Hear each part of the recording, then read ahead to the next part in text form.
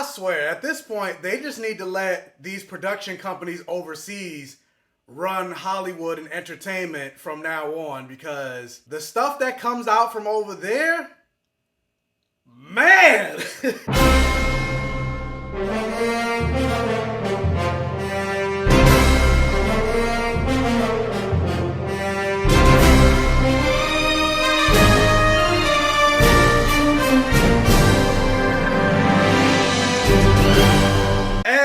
Welcome to my safe Gabe, and thank you guys so much for joining me for another review here on the Black Gay Comic Geek channel. If this is your first time checking out my channel, welcome, thank you, I hope you stay here. My name is Michael, Black Gay Comic Geek, and I always say the things that I love to talk about in my fantasy has blood, sex, gore, and magic, or any variation of the four. So I love to talk about superheroes, video games, comic books. My first love is horror. I talk about black representation and queer representation, and anything that I essentially watch that catches my eye that I feel like talking about, I'm going to talk about here on my channel. So if that's something that you're interested in, again, hopefully you show up, you stay, you like the videos, you comment, you interact, so I can also get to know you as well. And so with that, if you are coming across this video, whether for the first time, the second, third, fourth, fifth, sixth, seventh, eighth, ninth, 10th, etc., if you could please do me a favor and hit that like button. It'll really help with the YouTube algorithm and everything like that. So yeah, let's get this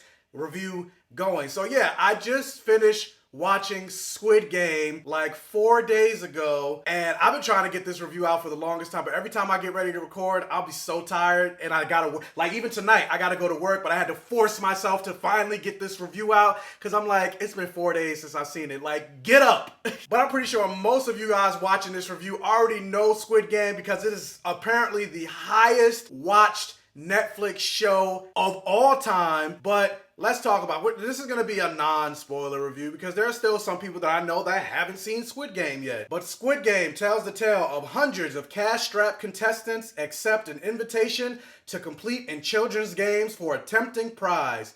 But the stakes are deadly. Dun, dun, dun! And this show works out perfectly for what I said I wanted to do for the month of October in reviewing a lot of horror properties, blood, sex, gore, and magic. And this is all of that, minus the magic. Again, variation of the four. And yeah, I'm gonna just jump right into it. Like, I really enjoyed this. I loved season 1 of Squid. At least I hope it's a season 1 based on how it ended. Like, but yeah, I love this show, and I can't wait to see more from this world. Again, hopefully there is a season 2 of Squid Game. And the very interesting thing about this story is, at least what I feel like this story is using deadly games and competition and everything like that to tell a very compelling overall narrative about capitalism and how capitalism is very draining, and what capitalism and debt and greed can do to friendships, relationships, and just your overall self-worth and person in general, and how far a person is willing to go for the almighty dollar, and how really it's the destruction of all of humanity if you think about it. And it's something I say all the time: white supremacy and capitalism and greed is going to be the extinction level event of human beings. And so with this show being about a group of contestants competing in deadly children's games, there are obviously characters that have to be in those games. And I really loved how much you got to know a lot of these main characters and what got them in this desperate situation that they ended up finding themselves in. And I think that was the beauty of the first 2 episodes.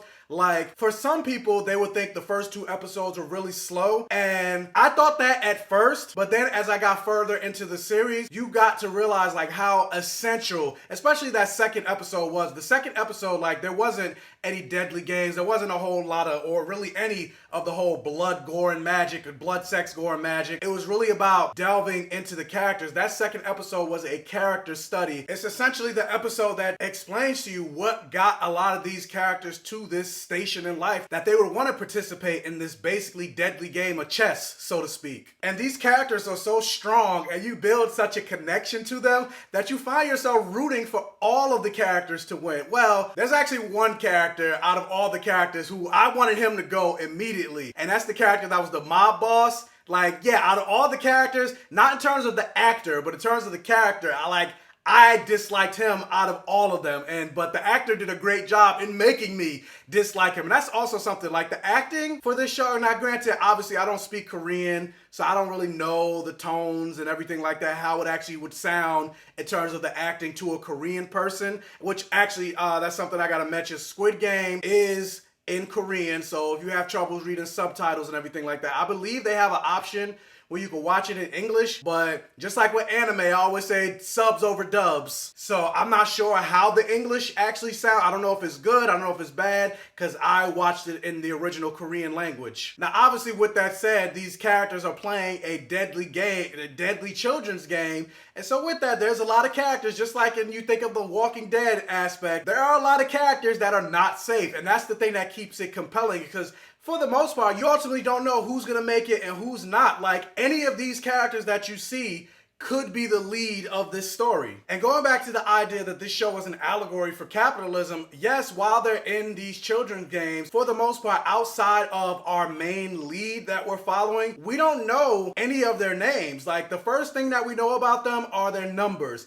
And they're numbered from 1 to 456. And that's essentially what we are in a capitalistic society. We're nothing but numbers. We're easily replaceable. Like, if you work at a corporation, like, they don't really care about you. They don't really care about your needs. That's why a lot of them don't pay the money or the value, don't pay us for the value that we're actually worth, for the product that we're actually producing. Because we're nothing but numbers. If we quit today, they'll replace us with somebody else tomorrow. And that's the whole mentality that they try to instill in us, where we feel powerless, because as individuals, yeah, we have no power, we are weak, but together as a collective, if we work together, we outnumber the elite. We could demand for more and demand for better, and this show actually shows that. There's a moment where all the characters come together to demand something different, and I was like, oh, that was unexpected, but it doesn't stick, because if it did, there would be no show. Now, with that said, as much as I did enjoy the show and it grew on me as each episode aired, I will say, like, as much hype as this show is getting, I am somewhat confused about why it's getting this much hype, because honestly, I feel like another show that I also reviewed on which is also on Netflix, called Alice in Borderland, which is kind of the same premise in a sense, but it's a little bit more sci-fi fantasy elements added in Alice in Borderland. I feel like Alice in Borderland is the much better show, the much supreme show. Like, I would say I loved Alice in Borderland, but I really liked Squid Game. Like, I feel like the games are more intriguing, the twists, the character, like, I just feel like Alice in Borderland is the much more superior show, but yet I feel like that just came and gone cricket. Like, I didn't hear that many people raving and talking about Alice in Borderland as compared to Squid Game, which, again, if you want to see my review for Alice in Borderland, you can click the link up here, but I definitely recommend checking out Alice in Borderland if you haven't, especially if you really like Squid Game. But yeah, but like, the kills are brutal. Like, if I was in maybe I would survive the first game, maybe, but then after that, like, I'm out. But ultimately, with this, it just goes to show, like, you can't trust anybody, no matter how much of a rapport you build, even if that person is your family. At the end of the day, the love of money and desperation will make people do a bunch of different, like, what did the Joker say? All it takes is one bad day for you to become like me. And so we never know until we get in that position what we would do in certain situations, and these people were put in those situations. And something else that I forgot to mention after I just finished recording my review is, like, because I mentioned earlier how white supremacy, capitalism, and greed is going to be the destruction of the human race, and this show really just showcases that perfectly, because, like, when you find out the people that are behind the Squid Game, and you're just like, you feel sick, and you're just like, oh my God, like, the exploitation, and like, again, white supremacy, capitalism, and greed are going to be the destruction of the human race. And it just goes to show, like, yeah, once you become a certain level of rich, like, there's no humanity left in you, because the fact that you could, like a Jeff Bezos, who is worth over $200 billion. Even if you tax this man at 95% of his wealth, he still has $10 billion left. And yet, this man is not paying his Amazon work. Like, he's taking away health care. Like, yeah, it just makes you sick to your stomach. But yeah, like, Yeah, this show is a great allegory for all of that. And so, again, I can't wait for season 2. And so for me, even though, yes, I did enjoy Alice in Borderland better, I would still say this first season of Squid Game is a blockbuster. But the question is, have you guys seen Squid Game? I'm pretty sure you have, because most people have binged it like earlier in the month. But yeah, I'm late. But have you seen Squid Game? What did you think about it? Let me know down in the comment section below. What were your favorite moments from Squid Game? What was your favorite game in Squid Game? And I heard some people say they were disappointed by the ending. I wasn't disappointed by the ending, but I just want more. I want another season. So yeah. Let me know in the comment section below. Also, if you can't hit that thumbs up button and like this video to really help out with the channel. If this is one of your first time checking out one of my videos, please check out the other videos on my channel. If you like what you see, please subscribe for more and hit that bell notification button so you're alerted every single time I post a new video. And tell your friends, families, and neighbors about my channel to help me continue to grow. And as always, I will catch you guys next time.